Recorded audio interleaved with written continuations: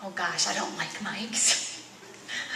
Well, hi, I'm Annie. I am honored and just overjoyed to be here for this First Cowboy Church. And, I grew up with Brian. Well, I got lots of stories, but I'll save them for later. See me after. But I grew up with, bull riders and steer wrestlers and cowboy tough. And my mom is as tough as they come, I'll be honest. Her big motto when we was young was, get tough or die. And I grew up with some true cowboys who had a lot of grit, and they taught me a lot about endurance. But I'll tell you what, I have realized through all that, the toughest of the tough, I have more respect now for my brother and different men who stand up to say, you know what, I'm going to follow God. I think it takes more of a man, more of a cowboy to stand up for what he believes in than one to go the ways of the world. Would you not agree? I think it was harder for him. I'm so glad that he, nodded his head to the Lord. He's not just out of the chute anymore, that God's got a hold of his life. So I am just honored that I can be here. This is Snickers. And this is Snickers' story, not mine. I'm not a performer, and I'm not educated, and I'm not a professional horse trainer, but what I am is somebody who's been touched by Jesus Christ, that's changed my life. That's all I am, and I just hope that I can relay the message that God teaches me through this horse. Because he talked to the fishermen about fish, right? If you read the word, he talked to parables, right? He talked to the fishermen about fish. He talked to the farmers about farming. Well, guess what? He talks to me through my horse. This is Snickers. And how I got to get Snickers was this lady down the road. I just felt like I wanted a project. Having 6 horses, I guess, just wasn't enough. I thought I needed another one. And just so happened, a lady down the road said, I got this horse that put my son through the fence twice, flipped over on him. And I said, well, we have horse people in here, so that's not something you really want to sign up for, right? And you go, oh yeah, sounds like one I want to work with, right? But I knew I just had to go down and take a look at him. I went down there to take a look at him. I said, what's his name? He don't have a name. I said, oh. I got to looking at him, and from here to here was nothing but meat. What had happened was the son, his dad's a farrier, and found this horse. A lady was scared of him for some reason, and he bought him for like $200. And the son tried to make a rope horse out of him in a couple days. And I guess what happened was the son put bull spurs on him and raped him from front to back. And needless to say, Snickers dumped him and put him through the fence. Well, when I went and seen him, all I did was see that, and I said, you're coming home with me. I told the guy, I said, you take $350 for him? He said, yeah, you can take the horse. And he said, Annie, I want you to know that don't ever think you're going to do anything with that horse. That horse is a dink. He will hurt you, blah, blah, blah, on and on. Who knows why I took him? Just because he just needed me. He didn't even have a name. Snickers didn't know that I had good plans for him. He came to me, and he hated people. He would stand in the corner of the stall and put his butt towards you. We all see those horses, right? Pin his ears back at you. He didn't like people at all. And all I had was good intentions for this horse. All I wanted was to have a relationship with him. I wanted to try to help him to get over his fears. I wanted to help him to learn to trust me, because really that was the biggest deal, was trusting me. I wanted him to hook up with me, and I knew that I could never teach this horse a thing if he wasn't going to be my partner, if he wasn't going to commit to me. My commitment to him, I had the day I brought him home. When I seen all those scars and bruises and all that, I was already committed to this horse. But he did not know, right, that I was that committed, and what I was looking for is some commitment to him. Because I thought, if we could ever hook up, we could do some cool stuff. And like I said, no performer, but I just love hanging out with my horses. I love teaching them new things.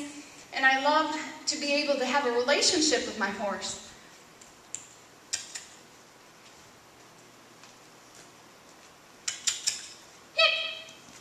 That when I call to him, I want him to come to me.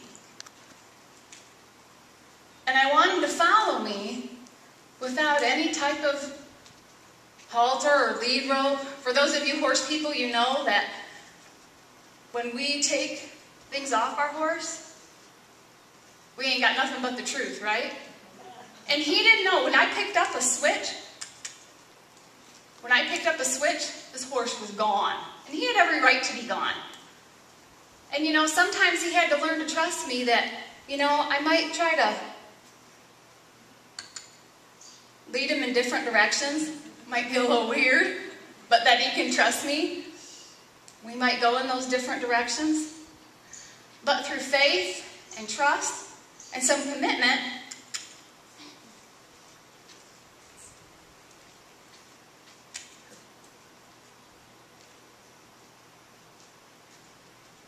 that we could have that relationship. You want to get the pedestal out?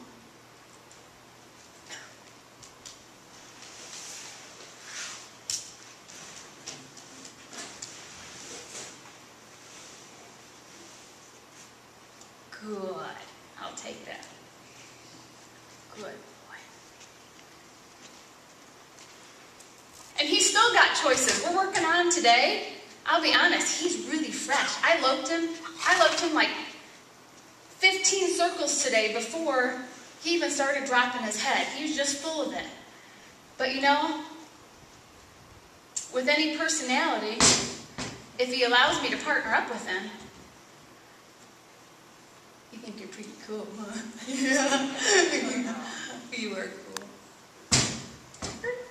And can follow cues and trust me.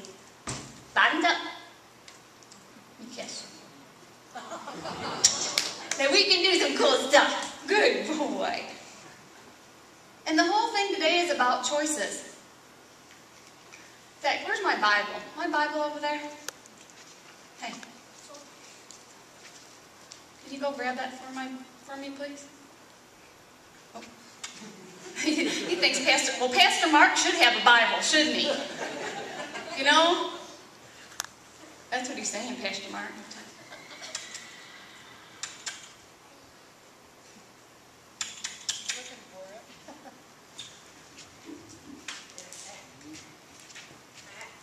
Yep. Oh, snap. Hey. Cool. We'll just let him settle. And this is all training. Like I said, I'm no professional. Hey. Nip. Thank you. That's all I was looking for. And you know, God is so patient with us. He don't give up on us when we do things wrong, when we run away just like he did. But you know what he will do? He will definitely pursue us. Hi.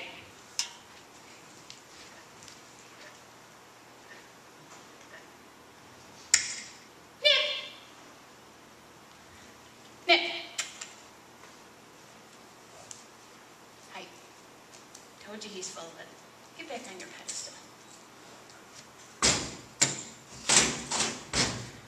Yeah, he likes to be elevated, can you tell? How many of us want to be on the throne? I'm going to help him out a little bit.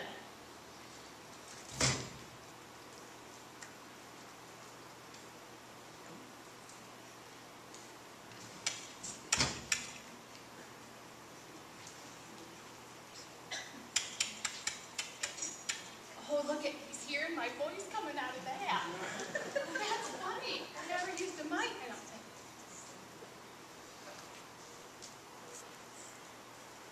I'm just going to do this to make him successful. Because this is an absolute raw training. And you know what? God will help us to be successful. In fact, I was just sharing a scripture with Brian. If we commit our ways to the Lord, he will make our plan successful. So he needed a little help. I could get him running around this arena, but that's not going to teach him anything. And if you were here during practice, he had just a pretty good practice. Now he's looking for Jake. Let's see if we can get him to grab the Bible. Oh. Okay.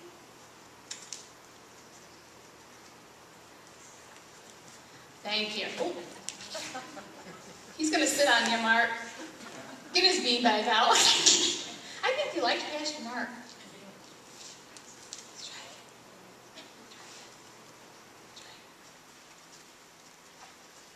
Thank you. Thank you.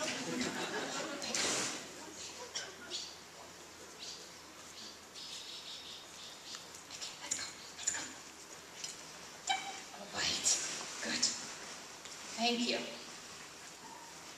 My verse is Jeremiah 29:11. A lot of you may know that verse.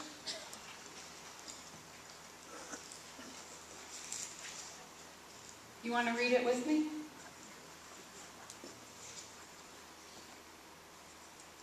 Jeremiah 29:11 says, "For I know the plans I have for you, saith the Lord. They are plans for good and not disaster, to give you a future and a hope." And that's really what it is. It's all about making that choice and knowing that God has a plan for you. Just like I had a plan for this horse. And obviously, he's a work in progress, right? We need to still build our relationship, and we're still learning each other. But the idea is that the more he learns to trust me and make that choice to listen, the better it's all going to be.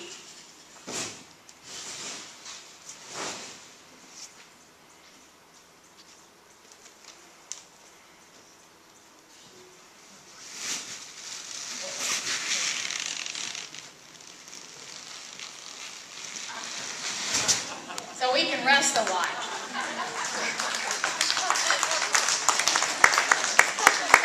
Thank you.